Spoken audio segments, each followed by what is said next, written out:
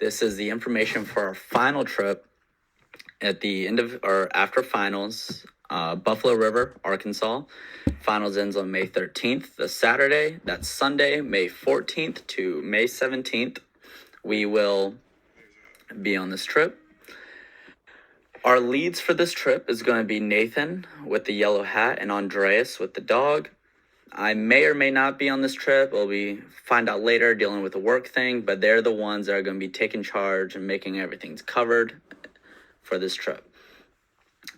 Now, the way this trip is going to work out is the Sunday, the 14th, is our travel day.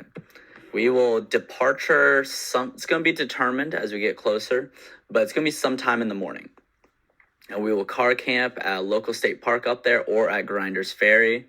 And then Monday morning, we will meet at Aaron's Buffalo River Outfitters. That's the company that is going to be shuttling us and providing our canoes, which we'll be getting into more details about that. But our car will be at their lot, and they have security and watch over our vehicles. And then we'll be shuttled from there to the top of the river. And then from that day, we'll do 10 miles from Woodland, where we're starting, to Baker Landing, where we can camp up. Now, all of our campsites that are planned out for this trip are popular boat launches that have fields that we can camp in.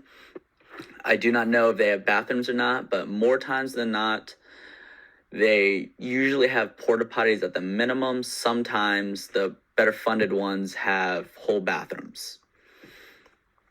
And then the next morning we'll get up and it'll be 6 miles to what's called Grinders Ferry, which is in the photo.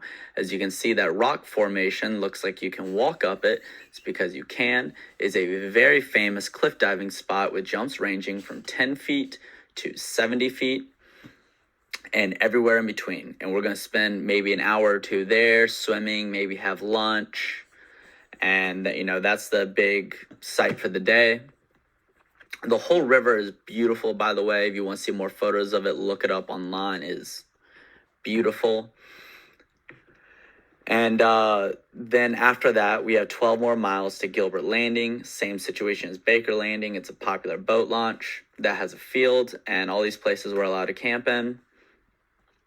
And 20 miles may seem, or 18 miles may seem kind of a lot. If you're used to hiking, it's nowhere near as intense as it is on a river trip, because you also have the river pushing you. So even if you're not paddling at all, and it is the rainy season, which means the river is moving a little bit faster, not dangerously fast, but it is moving. So we wouldn't have to be dealing with dead water or anything. And then after Gilbert's Landing, for our second night on the river, third night overall, it's 12 miles to Gilbert Landing, where the outfitters will be waiting for us. And we will, they'll pick us up, take us back to the original start.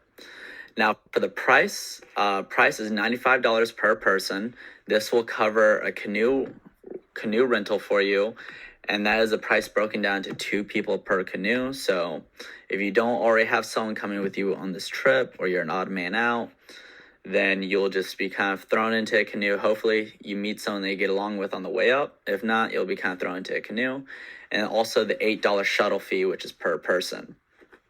Now, if you have your own canoe or kayak you plan to bring up there, then it's $45 plus 8, whatever that is, but it's $45 for them to transport your canoe or kayak.